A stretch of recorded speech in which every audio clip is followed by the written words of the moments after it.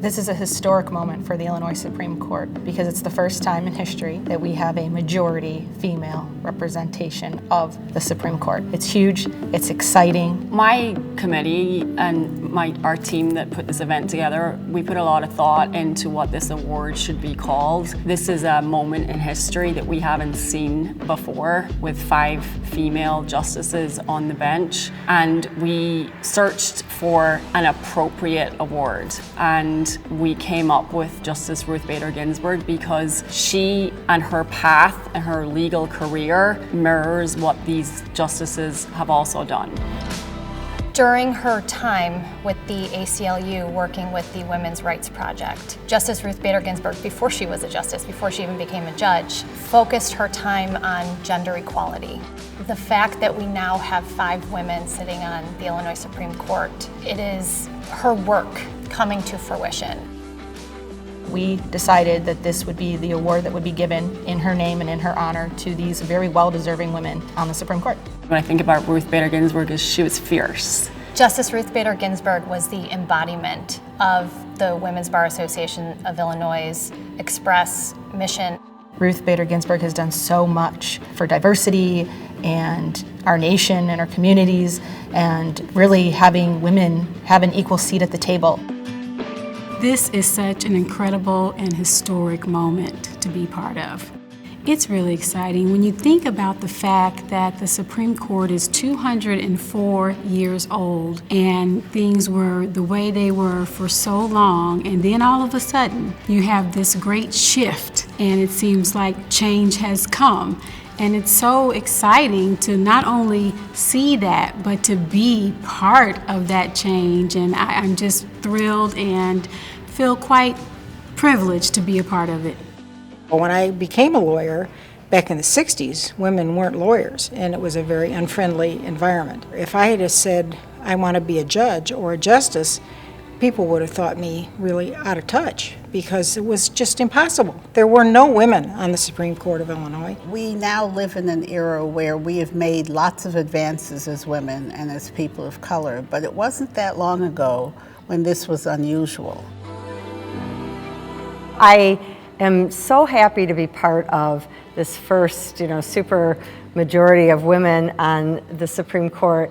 And it really has just been in the last month or so that you have a little time to reflect and people talk to you and say, you've made us so hopeful, and I aspire to be an attorney and maybe a judge. And then it really starts to sink in that it's part of a big moment in history.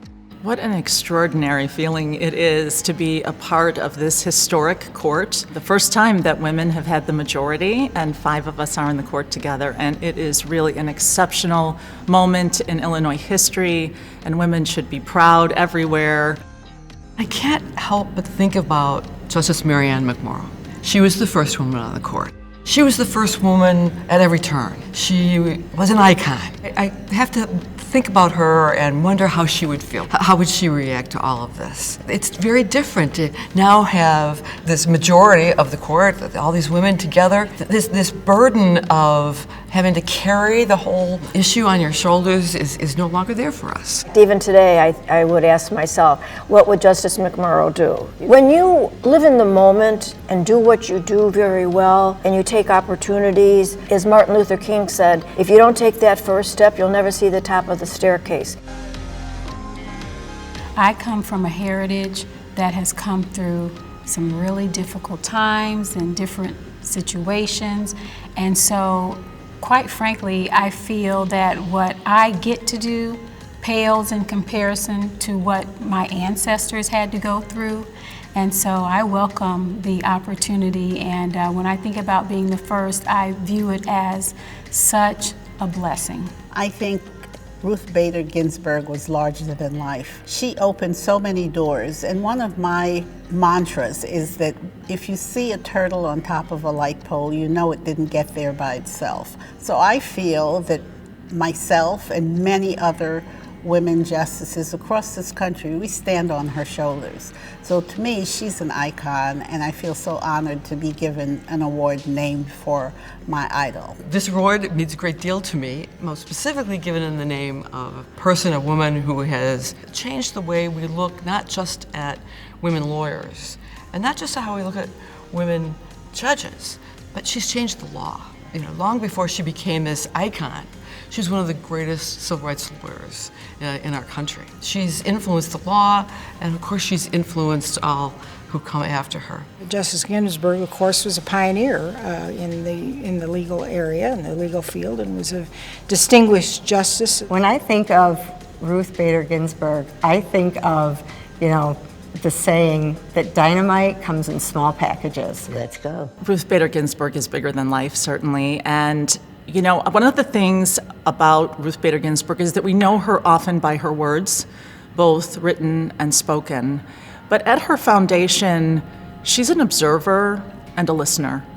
And that is, I think, what I most admire about her and what I most aspire to be an observer of the world, of life, of people, and to truly be a good listener.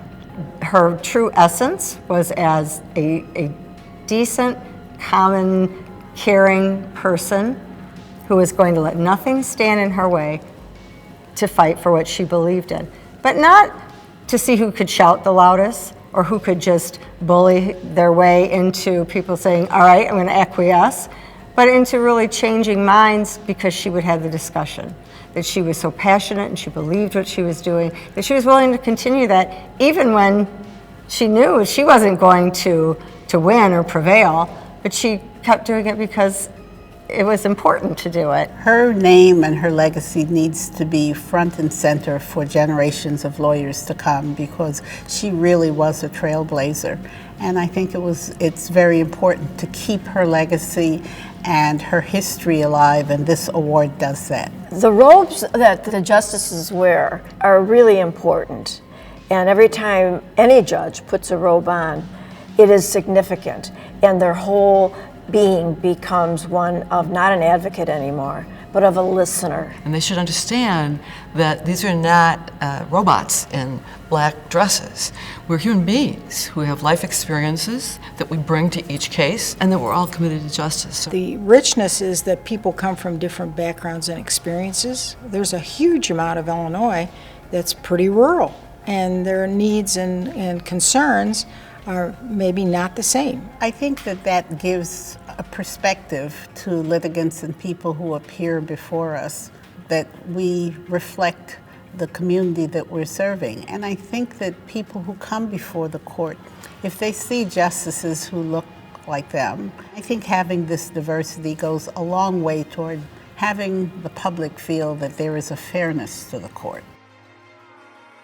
I had an armoire in my room that I wanted to donate to the Illinois Supreme Court Historic Preservation Commission, and I left it on the 3rd floor. And since 1908, the building was built, and justices have their own suite. So many of those rooms on the 3rd floor have now had women living in there. I always felt that it's important that the women of the 3rd floor should be remembered. So I donated the armoire. Justice McMurrow's robe hangs in there. Justice Garmon's robe hangs in there. And I just hung mine up 2 months ago, and now mine hangs there. And it will be for the women that followed us to hang their robes on the 3rd floor, and that's what the armoire is called, the Women of the 3rd Floor. And I'm excited to receive this award and just delighted to be recognized. Well, I would just say that being a lawyer and being a judge is a real privilege. It's everything I could have imagined and more, and I'm delighted to be the recipient of this prestigious award from the WBAI. It's beyond words. To be given an award named for my idol, it's wonderful. And just so inspired by her willingness to basically blaze the trail. I'm delighted that I get to stand here with 4 of my colleagues and retired justices and get this award. But I think every woman that's out there that is gotten dressed and gone into a courtroom when, you know, underneath of the surface, they're, you know, they've got their families and they've got all this stuff, and they just keep, you know, persevering and going forward. And really, this is an award that celebrates all women in our profession. I am humbled by receiving this honor from the Women's Bar Association in the name of Ruth Bader Ginsburg. It's a really tremendous honor. I'm also RBG. I'm Illinois' RBG, and so I think it's particularly important to me to be the recipient of this award. It's quite a moment to be given an award in the name of, yes, Ruth Bader Ginsburg, RBG. She is an icon, the first among first. I'm just so grateful to the Women's Bar Association of Illinois and all of its members for being so inclusive and encouraging and celebratory of women. What a genuine honor it is to be receiving this award among so many friends and colleagues. And I am so proud to be a member of this profession and to be with all of you at this celebration. One of the most important things, I think, for anyone that is, you know, in a position like this is to understand that it is, you know, sort of a point of light, or someone else sees that, oh, this person with a background somewhat similar to my own can do something like this, and it makes them see that they have the same opportunity. Consider the journey from the time when I couldn't get an interview in the state's attorney's office in this building in 1968 to having the courthouse named after me in 2017. It's an incredible journey. I think of what Justice Ruth Bader Ginsburg said many years ago. She said, "I don't think there are enough women on the U.S. Supreme Court when there are 9 of us." This is your time, and I look forward to working with you in moving the Supreme Court in a direction where all Illinois citizens receive equal justice under law. No, I want to congratulate my former colleagues and current colleagues for this honor. It's a real privilege to have served with you and to be serving with my colleagues now. All 5 of you inspire me, and again, congratulations on a well-deserved award.